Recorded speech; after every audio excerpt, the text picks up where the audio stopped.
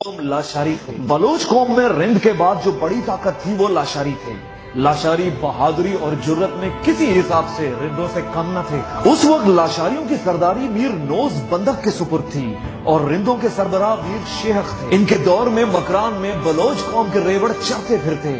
اس خوشحالی کو نظر تب لگی جب میر نوز بندک کے بیٹے میر گورام خان لاشاری نے رند سرداروں کے خلاف بغاوت کا علم بلند کیا۔ یہ دونوں قبیلے سرداری کو لے کے آنے بہانے آپس میں الجھتے پھرتے۔ بلوچی تاریخ میں رند اور لاشاریوں کے درمیان نہ ختم ہونے والی خونی جنگوں نے بلوچ قوم کو کمزور کر دیا تھا۔ اسی دور میں شمالی بلوچستان میں دراوڑ اور بروہی قبیلے آباد تھے جو اس خطے میں قدیمی باشندے بھی تھے۔ رند اور لاشاریوں کی طرح بروہی اور دراوڑ بھی کلات پہ حکمرانی کے لیے آپس میں دست و گریباں تھے۔ کلات میں ہندو سیوا سے ہلاک شدہ دراوڑوں کی حکومت قائم تھی جنہیں بروہی ہٹانا چاہتے تھے۔ ہندوستان میں جب منگولوں نے تباہی مچائی تو کلات بھی ان کے قہر سے نہ بچ سکا۔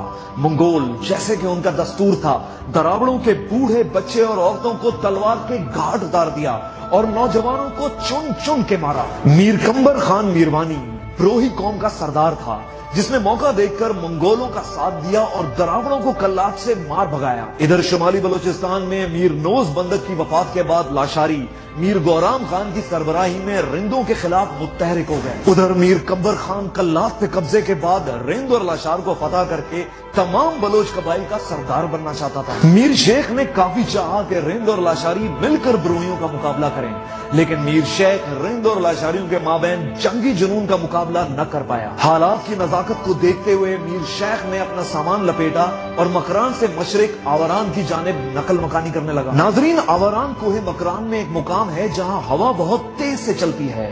یہاں گرمیوں میں موسم گرم اور سردیوں میں سرد رہتا ہے اور تمام سال مٹی کے طوفان چلتے رہتے ہیں۔ جب رندوں میں مشکل وقت آیا تو اسی سرزمین نے انہیں پناہ دی۔ اسی دور میں میر کمبر خان کی کلات میں وفات ہو گئی۔ منگول کا زور ٹوٹا اور ارغون کلات پر قابض ہو گیا۔ ارغون سے زنون خان کلات کا حاکم بنا اور بروہی قوم اپنے آبائی علاقے سہراب میں واپس چلی گئی۔ میر عمر جو میر کمبر خان کا بیٹا تھا بروہی قوم کا سردار بن گیا۔ یہ اپنے باپ کی طرح بہادر بلوچ تھا اور کلات سمیت تمام خطے کو فتح کرنے کا عزم رکھتا تھا۔ مغل دور میں ارغونوں کی طاقت کمزور ہو گئی۔ میر عمر اسی وقت کا تو انتظار کر رہا تھا، بس پھر کیا، بروہیوں نے کلات پر چڑھائی کر دی۔ زنون خان ارغون کی فوجیں چپاکش بہادر بلوچوں کے سامنے زیادہ دیر تک نہ ٹک سکیں۔ بالآخر میر عمر کو فتح نصیب ہوئی اور بروہیوں نے زیارت خزدار سمیت وسطی بلوچستان میں اپنے قدم مضبوط کر لیے۔ مکران کے حالات پر بروہیوں کی کئی سالوں سے نظر تھی۔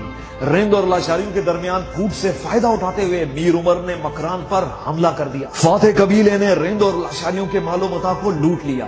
لوگ گھروں سے بے گھر ہو گئے اور بروہیوں کے حملے کے بعد باقی بچے کچے قبائل نے اطاعت قبول کر لی۔ رندوں کے لیے وقت بے رحم ہو گیا تھا۔ بروہی فوجیں سارے مکران میں دندناتی پھر رہی تھیں۔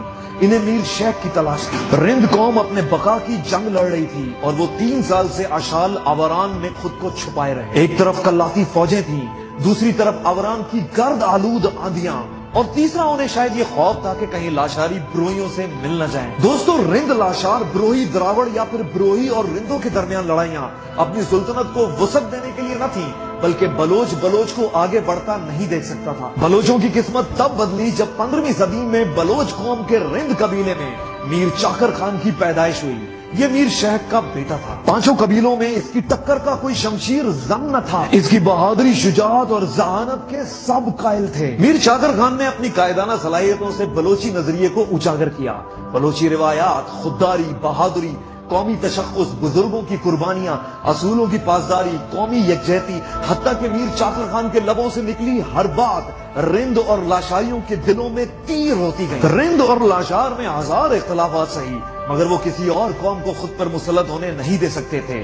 بس اسی سوچ کا میر چاکر خان نے پرچار کیا۔ نتیجتاً میر گورام خان لاشاری قبیلے کا سردار میر چاکر خان کے شانہ بشانہ آ کر کھڑا ہو گیا اور کلاتیوں کے خلاف مکران سے ایک مضبوط لشکر تیار ہو گیا۔ میر چاکر خان نے نہ صرف رند اور لاشاری بلکہ ہوتی جتوئیوں سمیت تمام بلوچ قبائل کو ایک کر دکھایا اور بلوچی تاریخ میں چاکر اعظم کا لقب پایا۔ بروہیوں کا مقابلہ اب ایک مضبوط اور منظم رند لاشار قبائل سے تھا۔ بروہی لشکر میر عمر میروانی کی سربراہی میں رند اور لاشار کا مقابلہ کرنے کے لیے تیار کھڑا تھا۔ میر عمر اس جنگ میں مارا گیا اور اس کا قبیلہ اس کے بیٹے میر بجار کو لے کے مستونگ ہجرت کر گیا۔ دوستو، تاریخ دان بلوچ قوم کو بلوچستان میں 3 حصوں میں تقسیم کرتے ہیں۔